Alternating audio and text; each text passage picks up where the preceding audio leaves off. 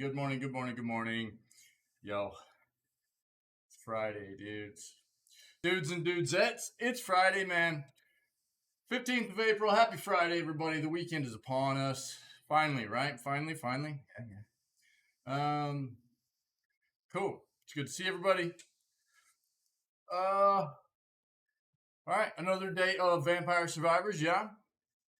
Maybe a little Lost Ark this afternoon as well.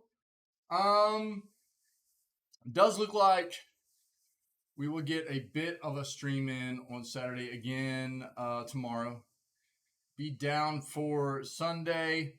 Don't normally have days off, but we're going to be down on Sunday for holiday. I'm going to be away with some family, so be down on Sunday, okay? Sorry, guys.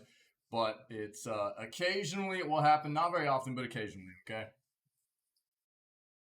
Cheers. Get that Java. Let's do what we do. Let's hop in the news. Yeah.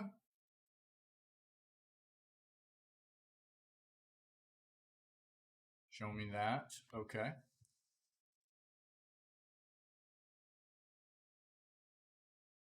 Really get going here. All right. Cool. Let me move my camera. Much better. Again, I hope everybody's day is going very well. Let's get to it.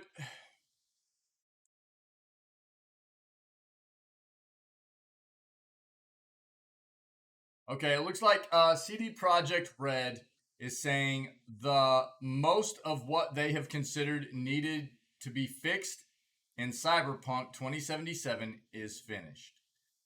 And they are focused on other projects. So we'll take a look at that.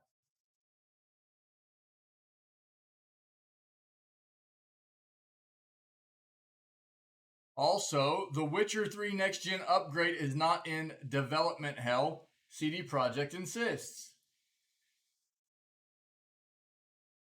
Also, Cyberpunk 2077 expansion is coming in 2023. Okay. We'll look at all three of those.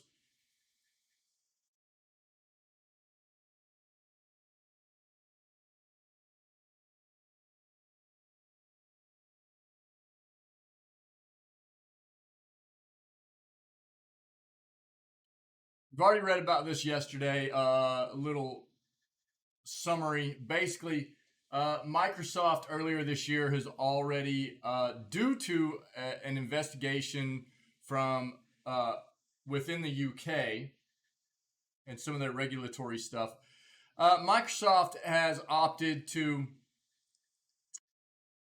take their subscription service, such as Game Pass, and say, if you appear to not be using the subscription service over a period of time, they will make attempts to contact you.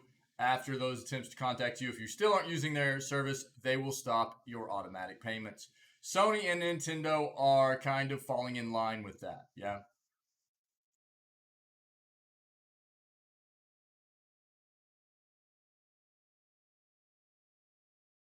Stakes have never been higher for World of Warcraft's next expansion. Agreed? I would say World of Warcraft, what a genre-defining game World of Warcraft has been, yeah? But World of Warcraft at this point is definitely showing its age. It is definitely showing its age, and I don't know. I mean, I'm a little bit surprised that we haven't seen anything come from Blizzard about trying to pivot into like the next iteration of what World of Warcraft would be, like World of Warcraft 2 or what have you. There's still a high player base in that game, but it is aged. It is definitely aged. So we'll see what this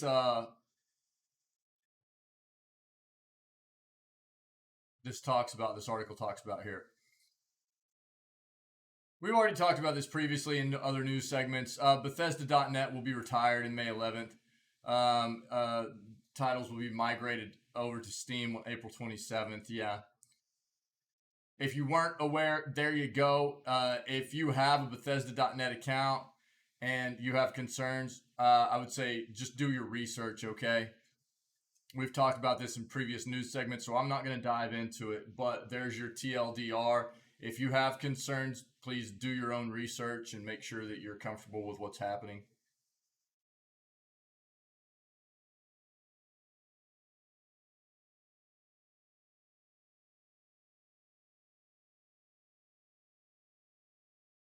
Gaming performance for Intel Arc Alchemist GPU unlocked by switching off one feature. We'll see what that is.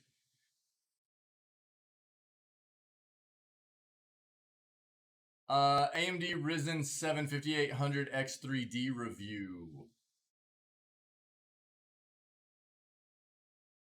Fastest gaming CPU ever created. We'll take a look at that.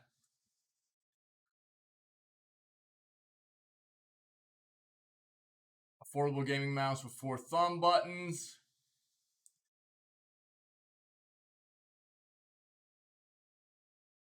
Take a look at that real quick too. We got a lot of news already in one page this morning.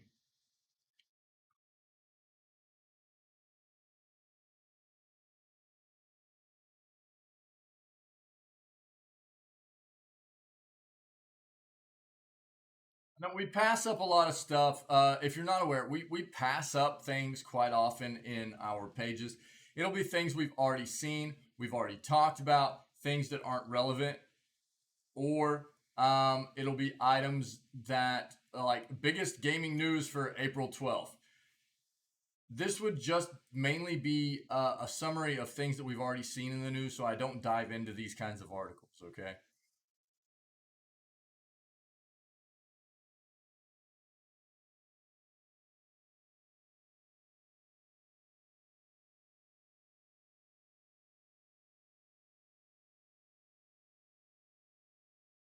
PAX East 2022 to include Newegg gaming PCs and Giant. We'll see what this says. God, Newegg is not the company they used to be. In my opinion, they got bought out at some time a while back, and they turned into this weird company that sells everything. They used to be an electronics specialist, mainly PC specialist company, right? And they got bought out by this other company, and now they sell like car wheels and all kinds of wild stuff. I mean, they still sell computer stuff, but they're not the company they used to be, in my opinion. But we'll see what that article has to say. When did they get bought out?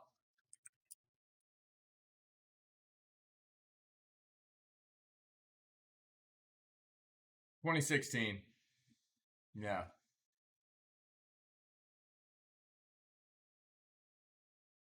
That's when they really started. That company changed a lot, in my opinion. Yeah, 2016, Newegg got bought out, and the company changed significantly. Unfortunately,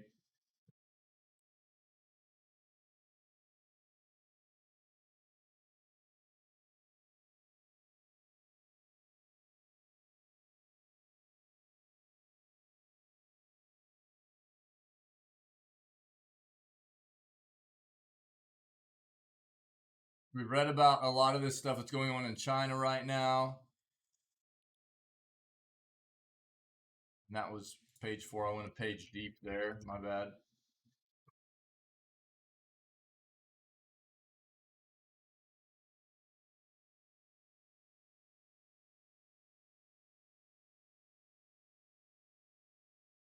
Yes.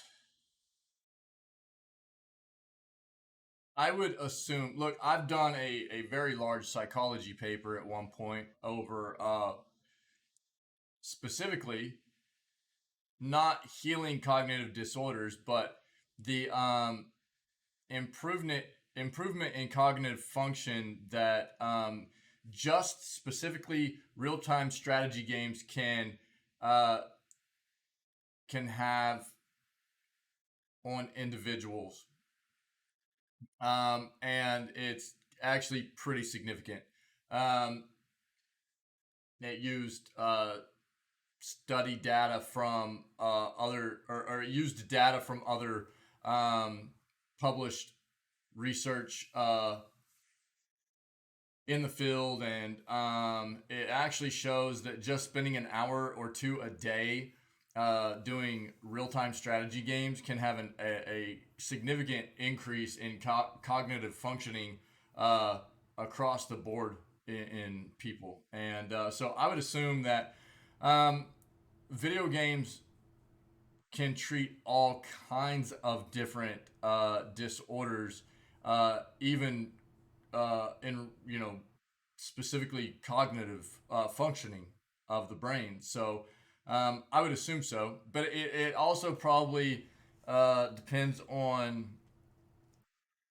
if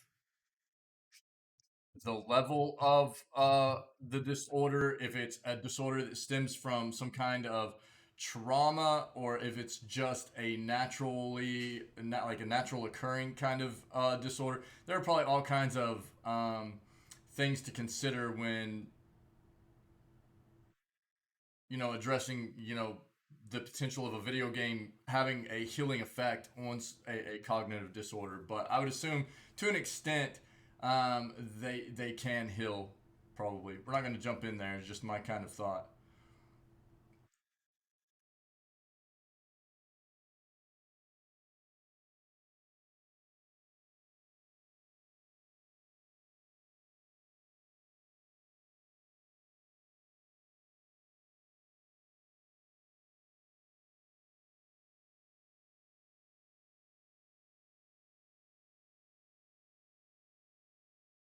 We kind of talked about the AEW wrestling game coming out yesterday, so I'm not going to dive in here.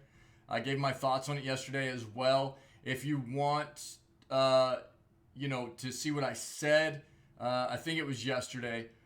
You can catch the. I've been posting all of our news segments on YouTube. You can catch that on the previous segment on the YouTube channel.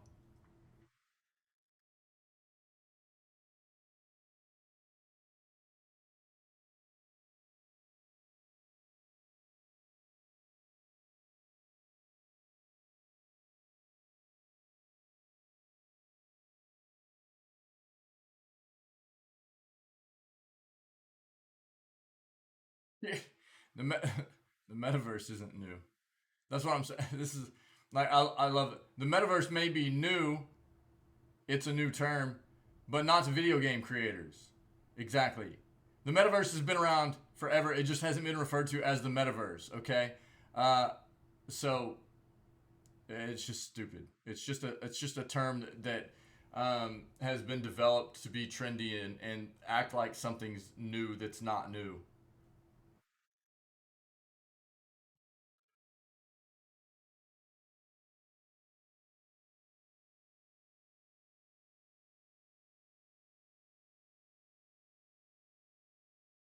Yeah, this is the article we read in the previous news segment. Again, if you want to see more about my thoughts and with this article, or some of the articles we've already hit on that we've passed up today, they're in the previous segments that are on the YouTube channel.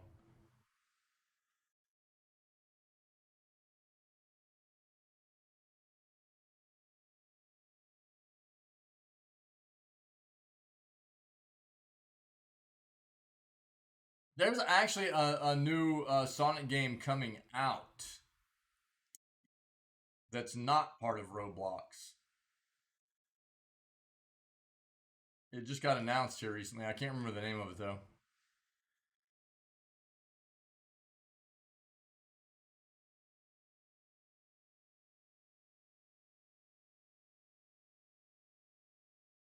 What is the name of that Sonic game?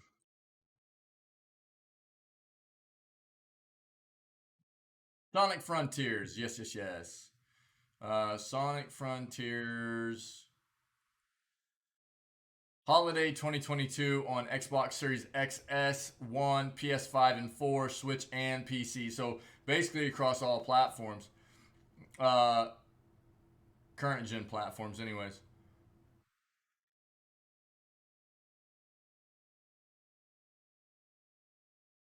So late 2022, yeah.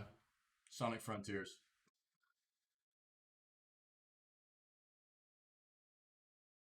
Okay. Um, let's see what all we have here. CDPR says vast part of fixing Cyberpunk is finished, focused on other projects. Excuse me. Open world RPG's redemption tour might already be over. Cyberpunk's best days may still be ahead, but developer CD Projekt Red announced today it's now shifting focus and resources away to other projects, including its new open world Witcher game, Witcher 4, right? While the beleaguered sci fi shooter will still get a story expansion in 2023, it doesn't sound like it will be getting any more major overhauls in the future. We will obviously continue supporting Cyberpunk 2077, still working on updating it, but the vast part of the job we believe has already been done and was done in 2021. Company said during today's earnings call. Also shared a presentation slide showing how development resources have shifted over time, with support for Cyberpunk becoming one of the smallest segments as of February. Uh, that was around when CDPR released the PS5 and Xbox Series X versions of the game, as well as patch 1.5. Added a ton of new fixes, rebalanced rewards and skill trees, expanded relationships with NPCs. Many of the improvements directly addressed earlier criticisms of the game. I've recently been enjoying diving back into the latest version.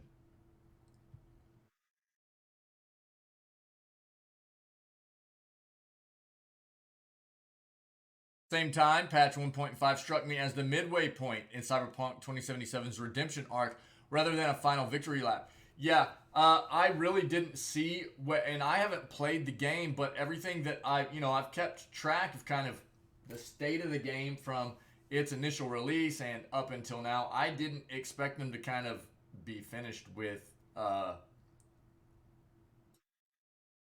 where it's at. Seems weird. Go CD Project Red, I guess. There are parts of the game I love, and then there are parts where the simulation still frequently breaks and shatters any sense of immersion. CDPR didn't say the open world RPG won't ever get another patch on that scale, but all signs point to the development winding down when it comes to any deeper revamp of how the game plays or is structured. That might be a retreat so much as a concession to the limits of what the game is. Uh, Yeah, if so, a No Man's Sky or Final Fantasy 14 style comeback might not be in the cards after all. During its rough 2020 launch, including a PS4 version that was so bad Sony pulled it from the PlayStation Store, Cyberpunk sold 13 million copies. Today, CDPR announced it only sold another 5 million under the 16 months since. Did you expect more with the brutalness of what the release was? Currently, that puts total sales slightly ahead of Super Mario Party and behind God of War, both first party exclusives. It also still severely below some analysis initial projections because the projections were high because they hyped the crap out of it. They hyped the. This is the you know tell as old as time for us gamers of what the industry will do. These big AAA titles of this game's going to be amazing. It gets super hyped up and um, then gets released as a hot flipping mess. Now, what I will say is that our buddy Tinwin here in the community, I have not played the game. Uh, it seemed like such a mess on release. I didn't even want to give it a shot. We might play it in the future, but I'm very hesitant to.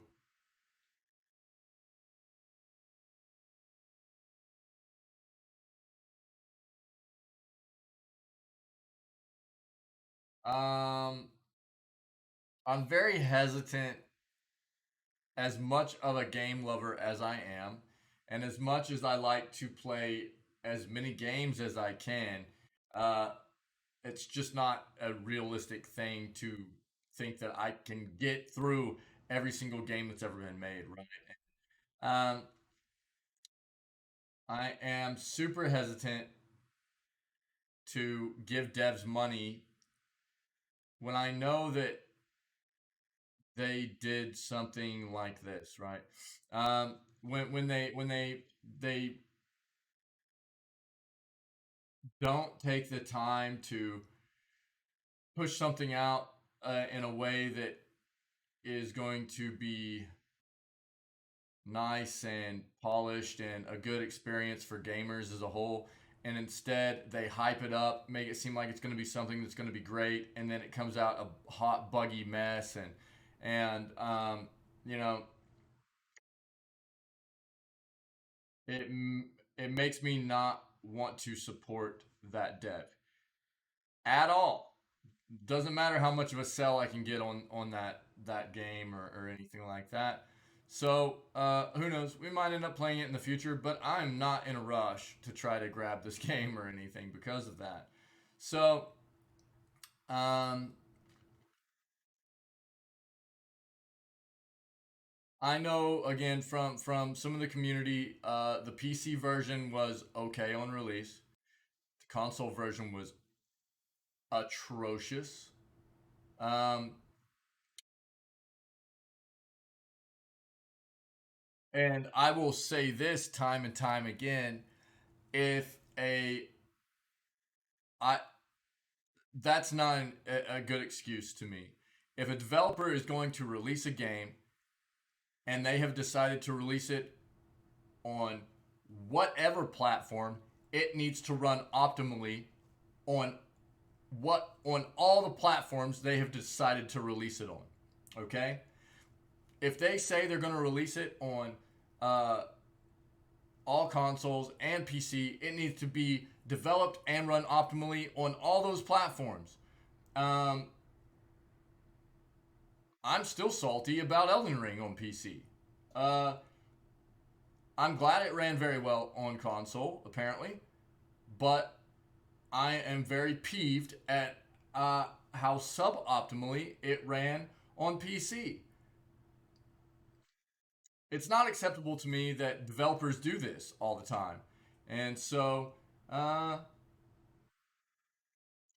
now reading this, it feels very bad that they're just kind of like, okay, we're done kind of getting this game to where we had kind of hyped it up to be. Yeah.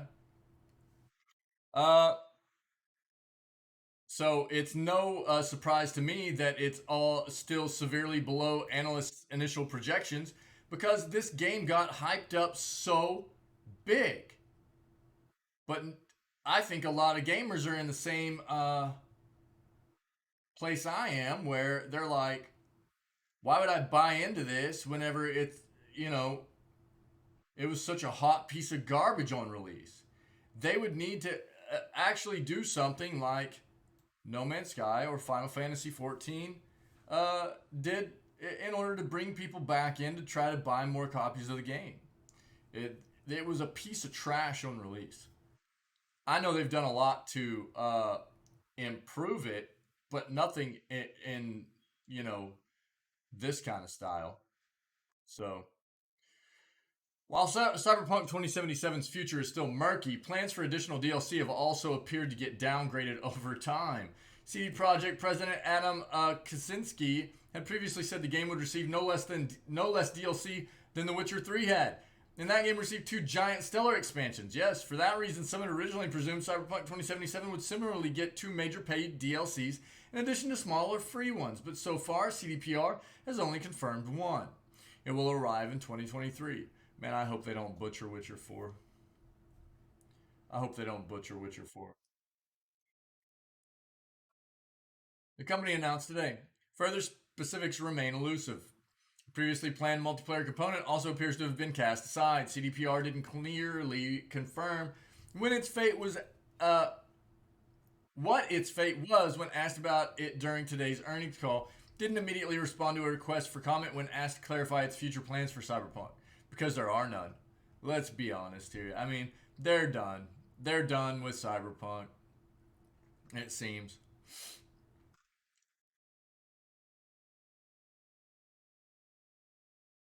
Not surprisingly, the company is eager in the meantime to move on to other things, especially more Witcher.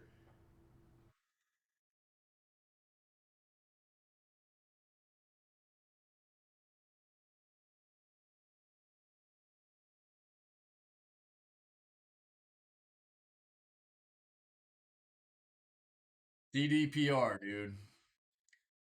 Another one of those companies that got big and just started slipping, man. Um,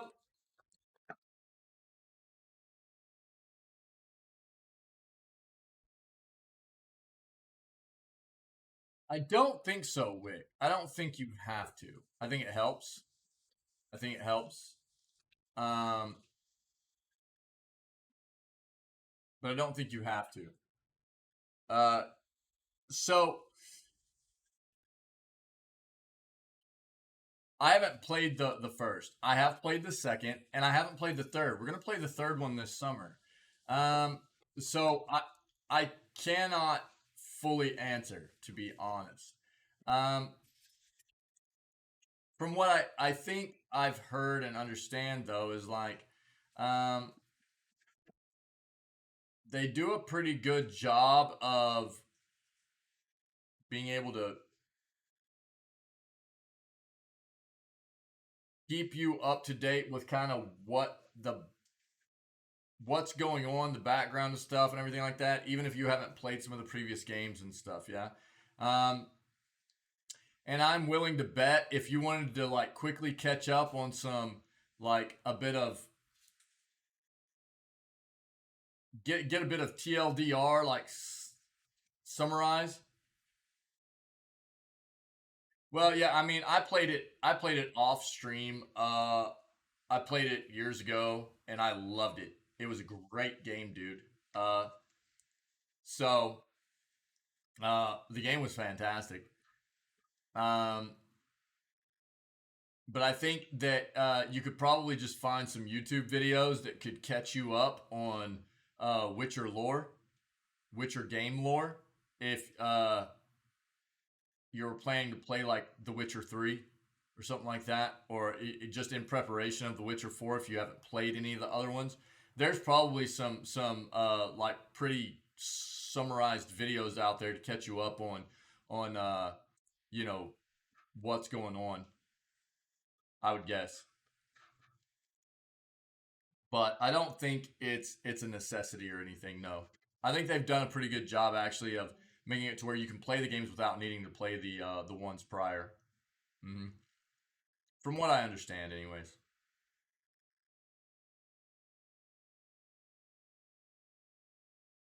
I know that whenever I played the second one, I didn't feel lost at all.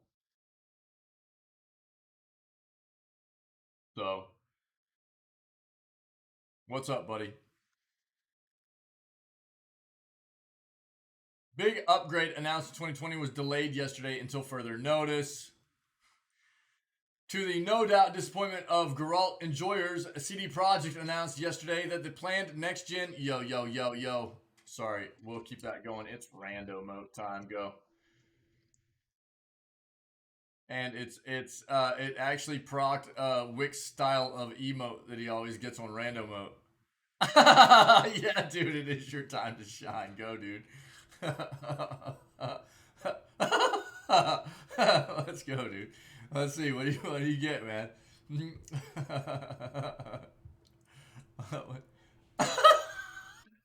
Hey, purple. You got purple, dude.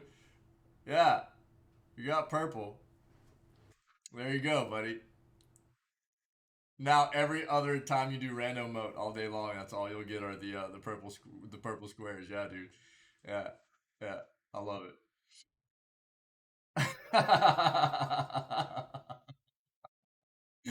You should have. You should have thrown like a. There you go. There you go. Oh, bro, that is too funny, man. Never lucky, bro. Uh, so PDPR announced yesterday that the planned next gen upgrade for The Witcher 3 Wild Hunt, which was first announced back in 2020, has been delayed again. Try to sneak home for some Lost Ark. Okay, cool, man. Right on. Yeah. So I am gonna do a. I will be streaming tomorrow for a little while. It probably won't be an all day, like a full stream like I normally do, but I am gonna stream for a while tomorrow. Yeah. But yeah, we'll do some Lost Ark this afternoon too. Hmm. Yeah. Get home, dude. Get home. Yeah. Yeah. I wasn't sure. I wasn't sure. Yeah, yeah, I'll do some Lost Ark today. Yeah, I'll do some Lost Ark today because I'm not gonna do a full day stream tomorrow either. I'll do obviously news like I always do, and then I'll probably do like a short Lost Ark stream. It won't be a full day stream tomorrow, but at least I'll at least get a, a stream in a stream in, which is better than nothing, and then I'll be down on Sunday for the holiday. Yeah, because I'll be away with some extended family. Yeah, but we'll be back up on Monday too. Yeah, yeah, but I'll do some Lost Ark this afternoon. Yeah, yeah. We'll get a few Vampire Survivors runs in, and then we'll pivot over and play Lost Ark. News did not come with a replacement launch window, but said only that the upgrade had been delayed until further notice. That terminology was a little worrying in the eyes of some, including me. Until further notice sounds a lot like delayed indefinitely, dude. CD Projekt Red, man, which is often a sort of code phrase for games that are in serious trouble. Vampire the Masquerade Bloodlines 2, for instance, was delayed indefinitely in early 2021, a move that also saw pre-sales halted and the developer taken off the project. Aside from vague assurances that work is continuing, it hasn't been heard from since.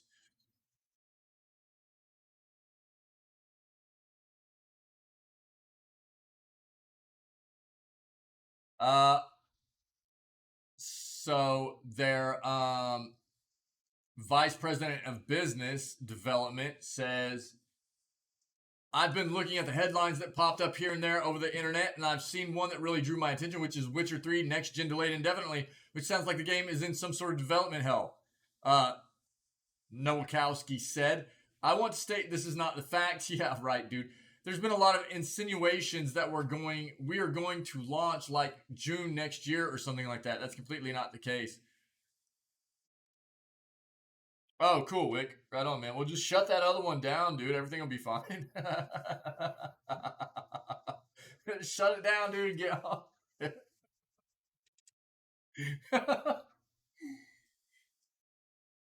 I got it all figured out, buddy. I got it all figured out, man.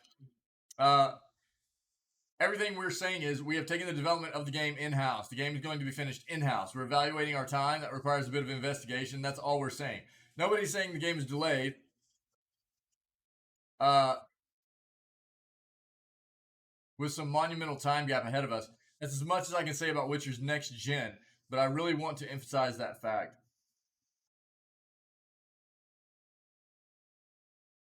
Later on in the call, CD Projekt joint CEO Adam Kaczynski also suggested that there's not a tremendous amount of work to be done on the upgrade. Yeah. Look, man, at this point, I would take anything anybody says from CD Projekt Red that they're trying to say uh, spin a positive light on something with a grain of salt. I just don't trust anything that CD Projekt Red says that they're trying to put a positive spin on something. Uh, I've just lost trust in them, man. I just have. Yeah, right on, dude. I was just messing around. I was just messing around. You know that. Yeah. Cyberpunk 2077 expansion is coming in 2023. Yeah, look, I probably won't dive too hard into this. We just read about the fact that basically CD Projekt Red has stated that they are kind of done with Cyberpunk, which is a bit surprising considering how abysmal the state of the game was on release. I really expected them to pull the game in. Um, yeah, they've turned into a pretty terrible uh dev, in my opinion. That's what like there's a lot of hype right now because of the announcement of Witcher 4, but man, I'm so worried. I'm so worried about Witcher 4 because they're the ones making it, you know. I want it to be so good, and I'm so worried about it.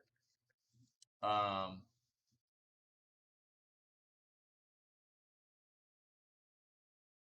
After seeing how Cyberpunk came out, and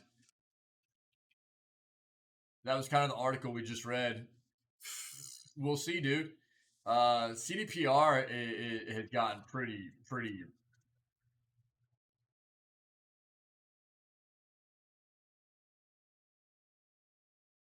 Hopefully, I mean that's the hope, dude. But I don't have faith in them. I just don't. I don't think many people do. I don't think many people do anymore. They're basically Bethesda, dude. It's the same thing. You know what I mean? Just because they have something to work off of doesn't mean that it's going to be good. I don't trust that from this company. I just don't. Um, I think it makes their chances better.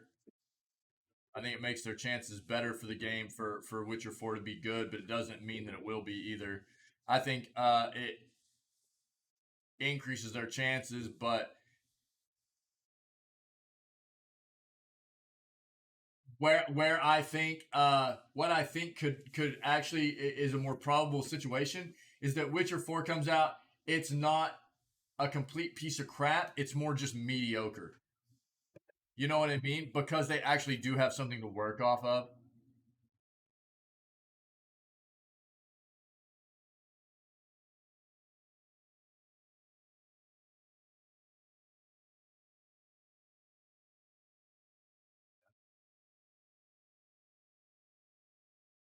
I didn't buy into it, but that's part of the problem with the industry, right?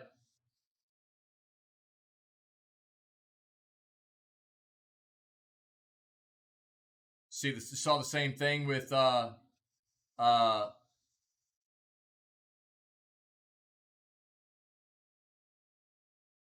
god the space one, dude. Why can't I think of the name of it right now? No traffic today? Yeah, it's everybody has Friday off but Wick Day, dude. um God, what was the? I can't think of the name of the game right now, man. I'm totally spaced. I haven't had enough coffee. Um, it got so hyped up, and there was just no way, dude. There was just no way to live up to it, and you know, not within the time frame that they were trying to push that game. They're just, it, it just wasn't going to happen.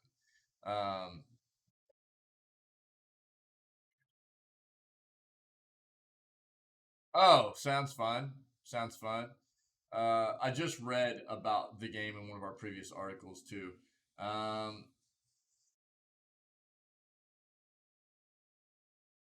and I just can't pull the name out of my head, man.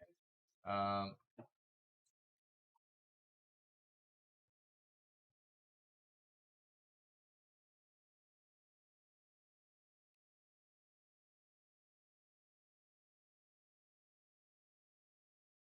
No Man's Sky, dude. No Man's Sky. Good job, Wick. GTA 5, stop, yo. Don't be texting, don't be texting and driving. You're crazy, bro. You're crazy. No Man's Sky. You know that was another. Yeah, it's the same thing. It's like they hyped it. Look, and in theory, you know, a lot of what they say these games are going to do, and it's like, man, they sound great, right? That's why it's hard for people not to get hyped up about them. But dude, you don't follow through, it feels so bad, and you're just destroying your the reputation of your company. You know. But CDPR has really just fallen off real bad. I mean, they keep like even with the terrible release of Cyberpunk, then they're like, okay, we're going to follow this. These are the things we're going to do to make it better, and then they're like, okay, well, we're kind of done, you know. And it's like what? And so I don't know, man. We'll see. We'll just have to see. We'll have to see what Witcher 4 comes out like, and I dude, I want it to be great. I want it to be great. I do, but I can't trust the company, man. I just don't. Track record's just been too terrible. It's just been too terrible, man. Over the past number of years, I just can't trust them. So they are bringing out an expansion still. We'll see how that. And here's the thing, I would like to try out Cyberpunk, but this is what I was just stating: is I I I, I don't even want to support them on this game because not only was the game just so terrible on release, but it's like they're not even following through with what they've kind of stated that they were going to continue to do to try to improve the game and support. Now they're just kind of like, okay, well, we're done with it. We want to move on. We've had enough with trying to improve it and make it good.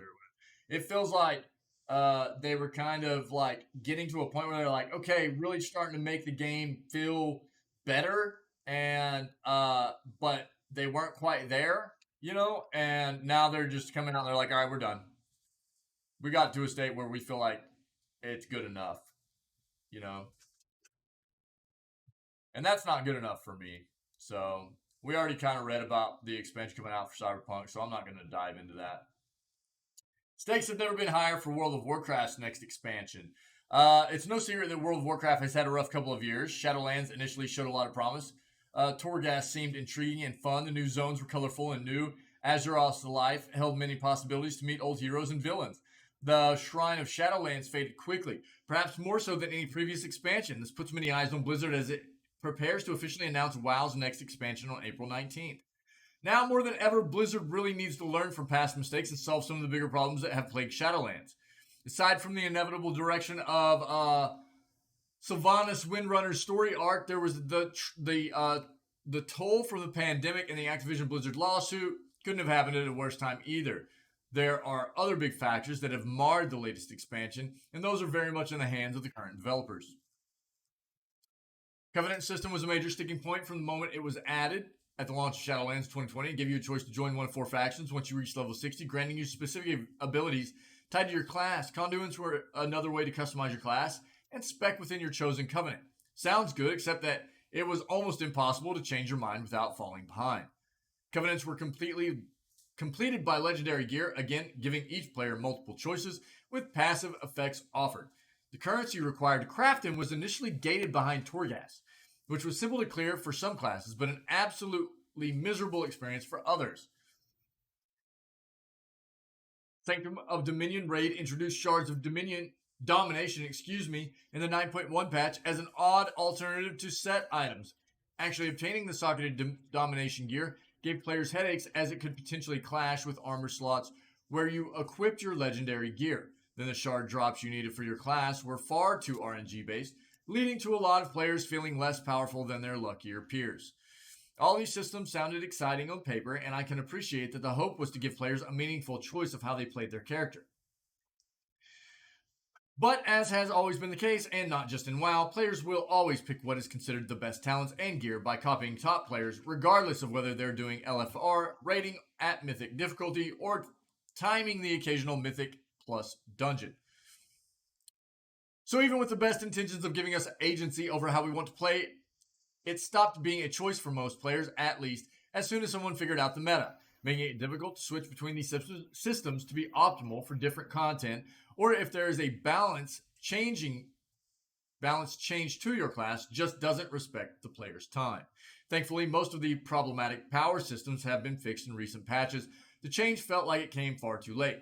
They are still present in the game, but you can now switch freely between Covenant and Conduits without penalty, refund the currency from unwanted legendaries, and domination shards are no longer relevant in 9.2.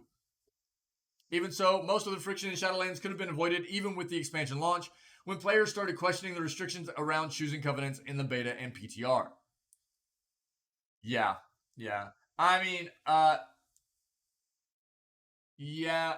Here's the thing. WoW is so old, man. WoW is so old. They're always having to come up with kind of things that seem like new, fresh ideas to keep the player base interested, devoted to the game, interested in the game, right? And so not everything is going to necessarily catch and be super intuitive and work just the way you think it's going to right away from the dev's point of view. So sometimes they have to skew things. You played the expansion, yeah, the new one, yeah, right on. Yeah, I agree. It's not just a WoW problem. Now, yeah, yeah, that's what they said. They said it was really nice looking. Said it was really nice looking. Um, you cannot deny that WoW is a genre-defining game for MMOs, and it is incredible how long this game has stayed alive. It is crazy, crazy, crazy. Um,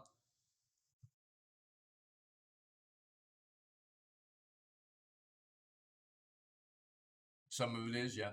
Great Vault is an inspired evolution of the weekly chest from Battle for Azeroth. Permanent return to the Mage Tower, another high point. Cautiously hopeful about the upcoming expansion announcement. Yeah, yeah. I mean, that's the thing that kind of. Uh, so I played WoW through the first two expansions, and but it got to a point for me where WoW felt to me like it really felt to me while I had a lot of fun playing the game. Um, I was a very busy person in general, just with life. And I also liked playing a lot of other games too. And WoW felt to me like a game where I needed to constantly be grinding. WoW, right? Yeah. And so to me, I got to a point where I was like, well, this just doesn't make sense to try to play this casually because I'll just never be able to maintain. I'll never be.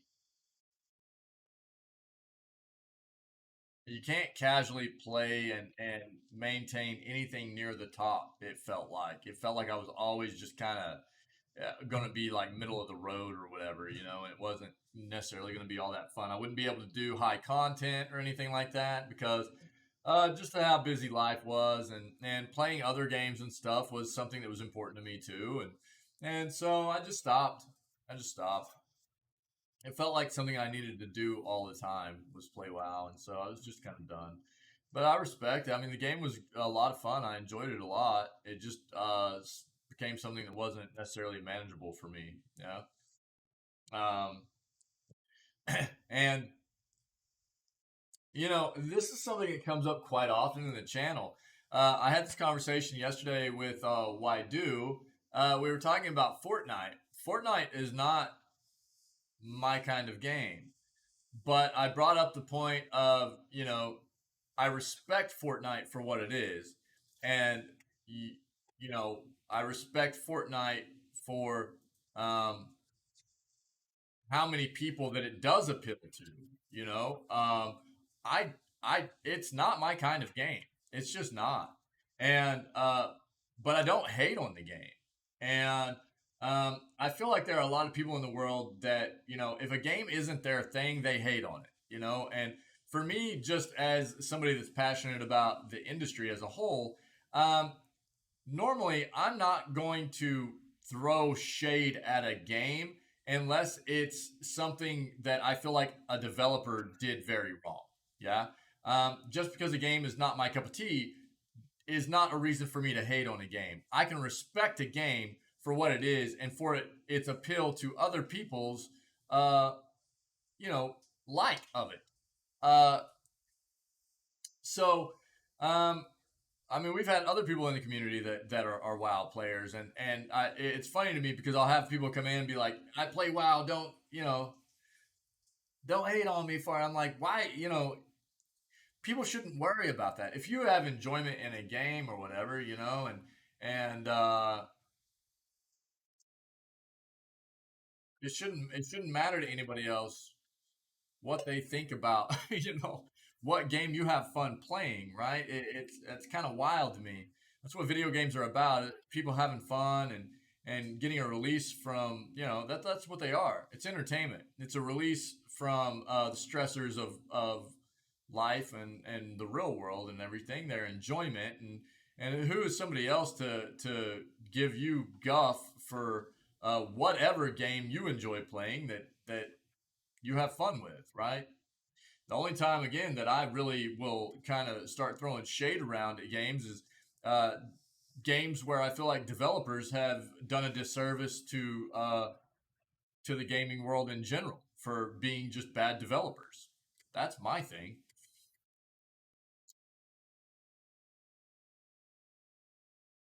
So we'll see with the new expansion. Here's, what I'm wondering about is like when does WoW pivot and start trying to come out with the next generation of MMO?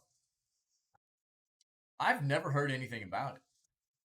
They can't expect to continue to compete with more modern games built off of modern technology, modern graphics and stuff. Never. I'm not saying this game is like going to die anytime soon. You're saying they can't create WoW 2. Why?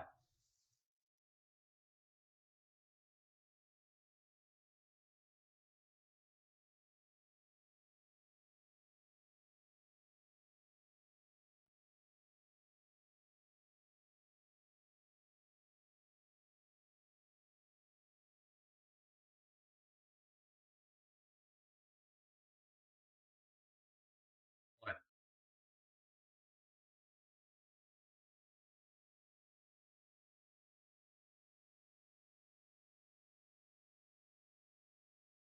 I disagree. I think if it's done the right way,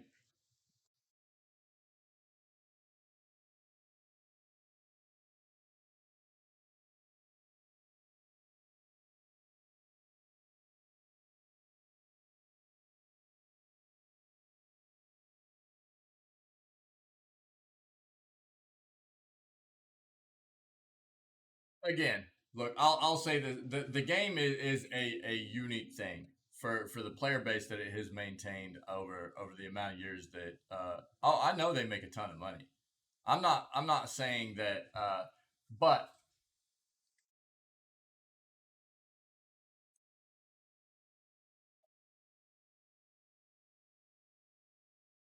let me take a look at this real quick.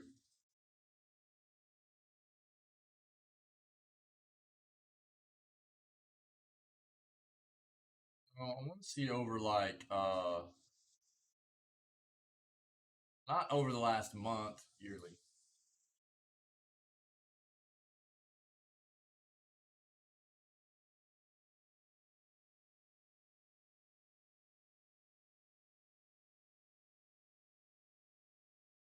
Bro, that's insane. That's way more than I thought they were actually. This was my thought though, was not necessarily them um was them trying to build the same world on new technology and maintain the same subscription service and just yeah, that's crazy. That is crazy, dude. I didn't know it was that high. I mean, I knew they still made a ton of money off the game and everything. So this is the active players.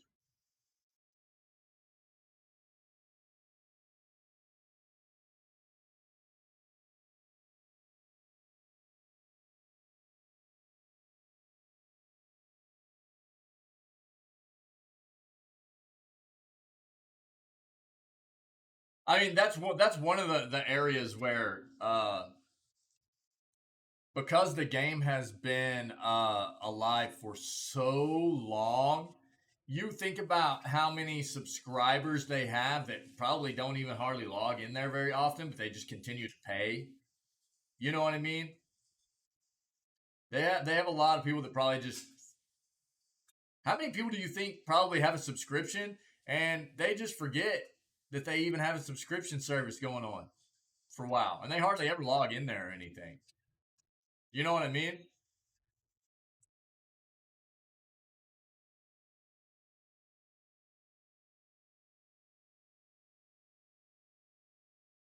Pretty wild. pretty wild. I wasn't necessarily thinking about like creating a whole new World of Warcraft world, but maybe even just pivoting to the World of Warcraft universe built on more modern engines, right? To where the entire player base, if you know, at some point is just pulled over. But they also the player base might not want that too. You know what I mean? So I was just I'm just throwing ideas out there. The player base might like the way it looks. You know, they might like um they might not want something that looks more modern. They might be you know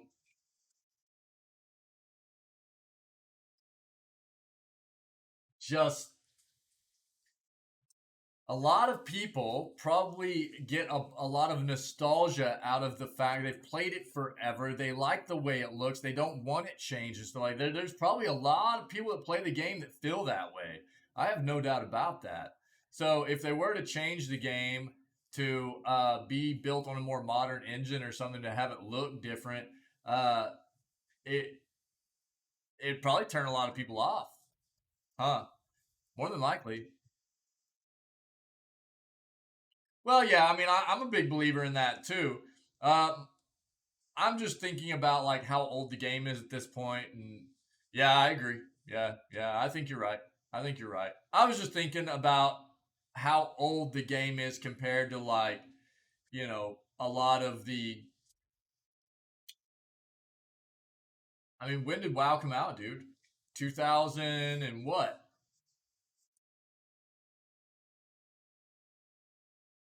We're going like 20 years now. How long has WoW been out?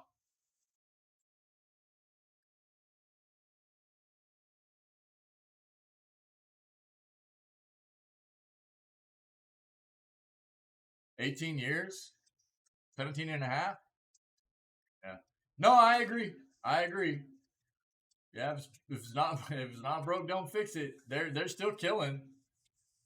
They're still killing. I just for me, when it comes to technology, I'm always thinking about because technology evolves so fast, right? And especially because here recently we've been seeing in the news a lot about like uh, Blizzard's always done fantastic with cutscenes, dude. So I'm not surprised there. I haven't seen a lot of their more modern cutscene stuff, but that is one place where Blizzard has always excelled, dude. They've always killed it with cutscene stuff, man. I'll never forget some of the first cutscenes I saw with Blizzard was in Diablo content, and I was like, like blew my mind, dude. Yeah. So yeah, I mean, I'm just always, I'm always thinking I've got one of those minds. I think about technology and how fast we evolve with technology, and they just released Unreal Engine 5, and how kind of amazing everything looks. But again, there's something to be said for not everything needs to be crazy graphics wise, right? I mean, we talk about that too. Not every single game needs to be created in a an artistic style that looks lifelike or anything. They're amazing. We're playing an amazing game right now that's just based off of pixel graphics. I love Vampire Survivors. I love seeing so many games come out that are more focused on great gameplay and not worried about visuals as much. I will take amazing gameplay over visuals any day. I just, balls always rolling, dude. But yeah, you're definitely right, dude. If it's not broke, don't fix it. That's it. Dude, I had no idea the number was that high. That is flipping insane. That's insane. All right, we'll keep moving. But yeah, hopefully the new expansion's good, man. Hopefully it's good. Gaming performance for Intel Arc Alchemist GPU unlocked by switching off one feature. One simple tweak for huge performance gains. The Intel Arc Alchemist A350M mobile GPU doesn't seem like it should offer serious gaming performance, but it was recently discovered that disabling a single feature could do exactly that. The feature in question is Intel's dynamic tuning technology driver. DTT works by automatically and dynamically allocating power between the CPU and GPU, which is supposed to help conserve battery life on laptops. However, Korean YouTube channel Bulls Lab Benchmarks tested a Samsung Galaxy Book 2 Pro laptop outfitted with an A350M GPU and disabled DTT. Testers found that while thermals and power consumption soared, so did gaming performance. Is that a surprise? Wow. More energy pushed into your hardware, better performance. Wow, who would have thought?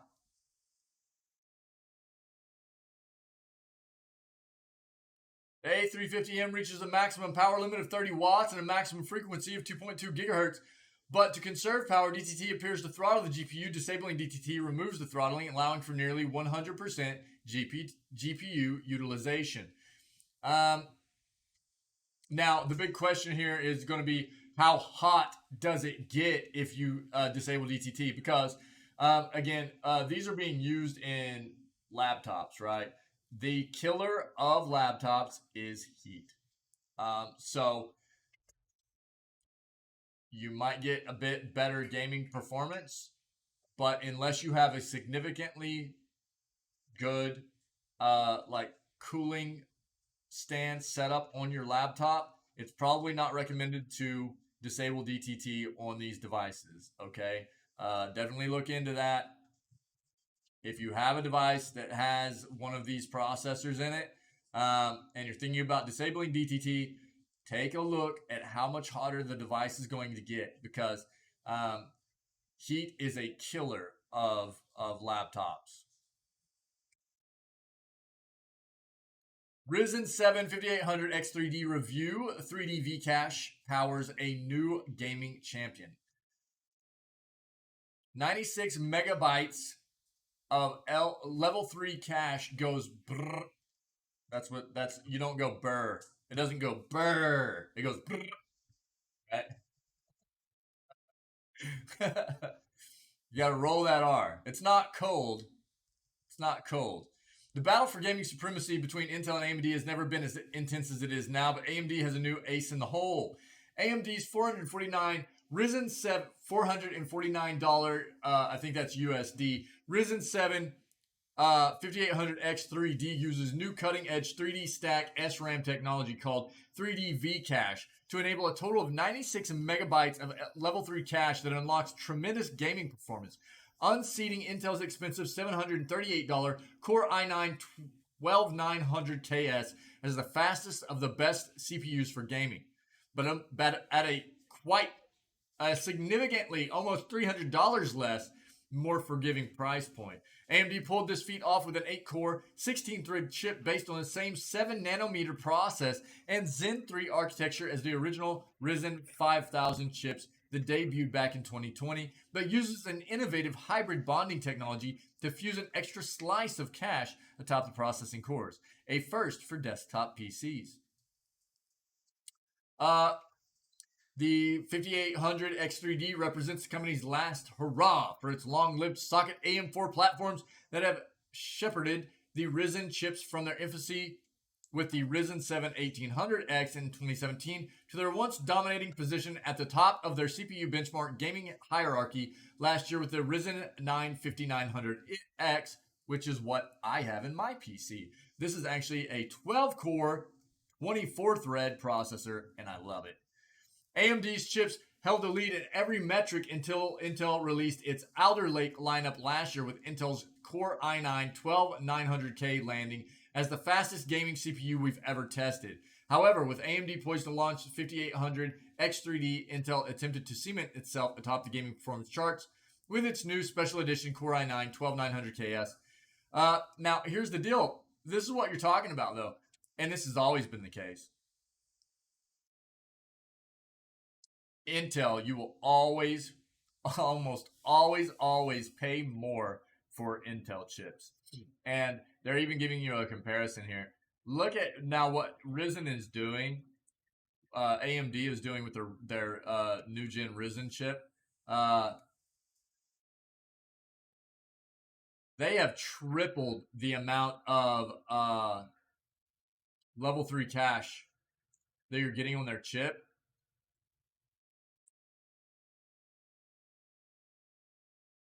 Now, of course, right here you're getting you're getting double cores and threads.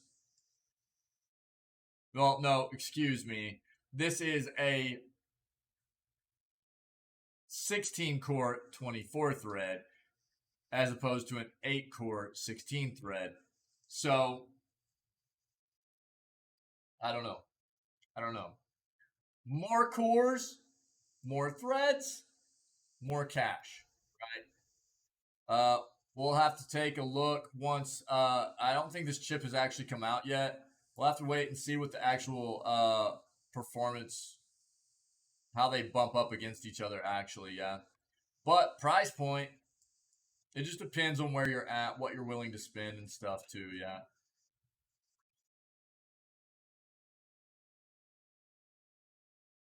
Intel's short-lived advantage in gaming came at the cost of extra power, though. The Core i9KS 12900KS has a 150 watt processor base power, a record for a mainstream desktop processor, and we measured up to 300 watts of power consumption under full load. In contrast, the Ryzen 7 5800X3D has a 105 watt TDP rating and maxed out at 130 watts in our tests, showing that it is a far cooler processor that won't require as expensive accommodations like a beefy cooler, motherboard, and power supply as the 12900KS Intel processor.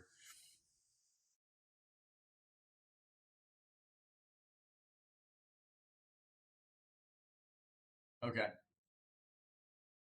Well, average FPS on a 1080p Windows 11 with a 3090. Now this is just playing at HD at 1080p, but the apparently from Tom's Hardware, you're looking at the 5800 X3D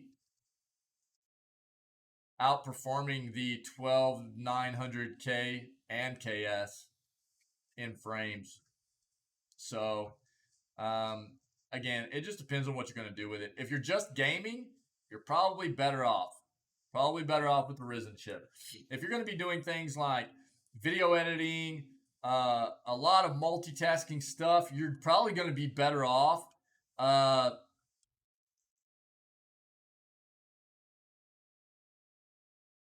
grabbing a processor that has more cores and threads. Yeah, more than likely.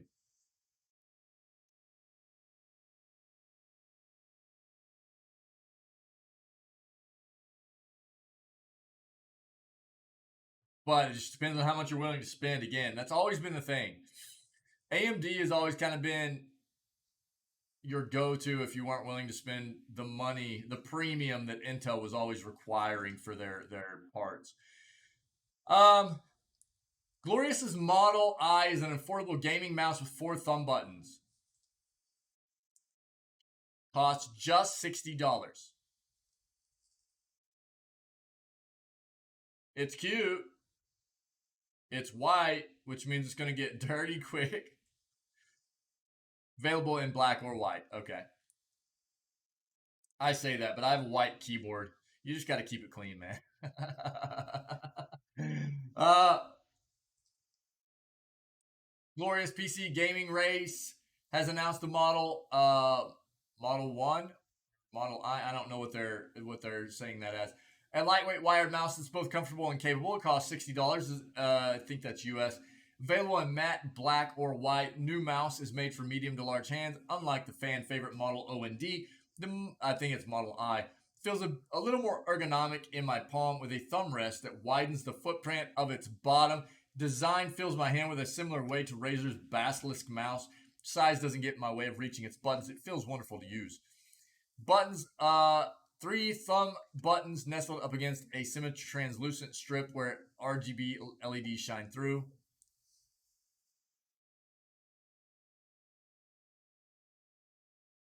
DPI clutch, thumb button oriented lowest in the grip attached magnetically to the mouse can be swapped.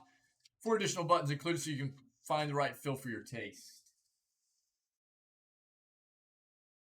all these mice now, man, are doing this like honeycomb kind of ventilation on them. I don't want to have to clean that out. I'm going to be honest.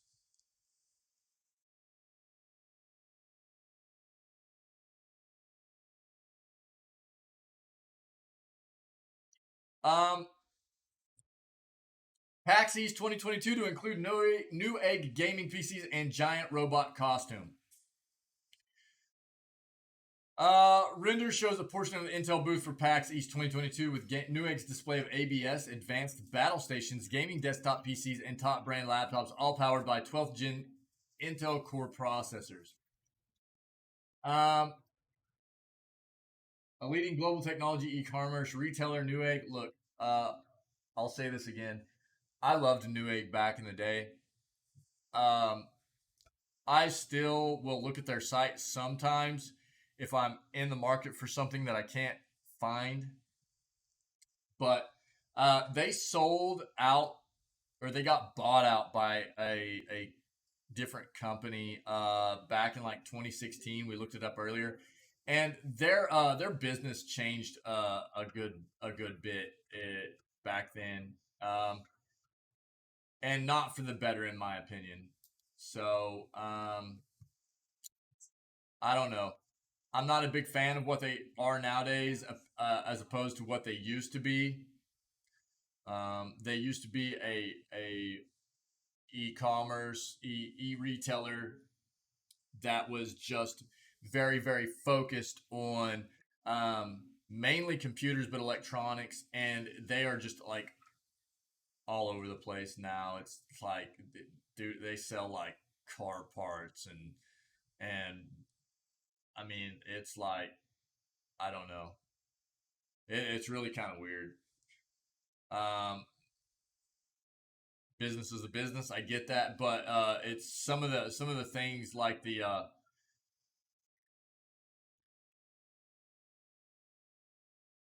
it just seems like some of their business tactics that they've gone to have gotten a bit wonky, since they did that sellout, like whenever a lot of the PC parts got hard to get a hold of, they started doing these like raffle things. I can't remember all the ins and outs of it, but it did not go over very well with the community. And the first, they had to like redo a lot of it because the way they were doing it initially was very scummy, if I remember correctly. There's just some weird stuff that's gone on with the company since they got bought out. So I don't know. But Newegg, a leading global technology e-commerce retailer, today announced details about its exhibiting plans for PAX East 2022 premier video game convention. Newegg's PAX East presence will include an 8-foot, 8-inch, fully lit robot costume with a person inside that will walk around the expo hall during the event April 21st through 24 at the Boston Convention and Exhibition Center in Boston. Uh, Take what I said with a grain of salt. It's been a while since, and I could be recalling, I'm misremembering a little bit or whatever, but that's just what I seem to recall. So uh, don't put full stock into what I said. I would need to go back and do some research and everything. I could be misremembering a little bit, but um, that's just what I recall. Through its partnership, Newegg will be exhibiting in the Intel booth. So when is PAX, dude? April 21st through 24th. Okay. Corebot is a person in a robot costume inspired by a gaming computer come to life. Costume weighs 110 pounds, has over 1,000 LED. Could you imagine walking around in 110 pounds of gear? Good night. You get strong. Most sophisticated robot costume created by Extreme Costumes LLC, owned by Newegg. The robot costume features both Newegg and Intel logos. Okay. A lot of Intel stuff.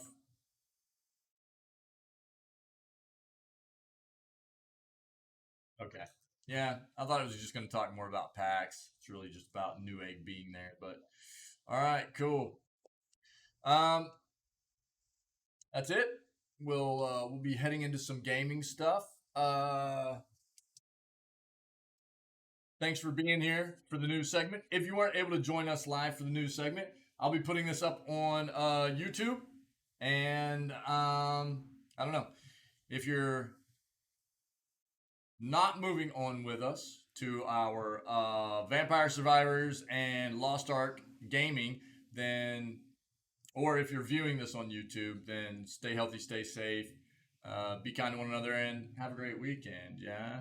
If we don't see you moving forward again for this weekend, there won't be a news segment on Sunday because the stream will be down. I'll be out of town on Sunday, but I will have a stream tomorrow. It just won't be a normal long stream like we usually do. But if you are viewing this on YouTube, maybe try to catch us. We do these streams every single day, 6 a.m. Central North American time. We always start off with our news segment, and we would like to see you guys come down and check us out if you're able to. So, other than that, if you are catching this stuff on YouTube, maybe do me a favor, consider hitting that like and subscribe button, and hopefully we'll see you soon. Yeah.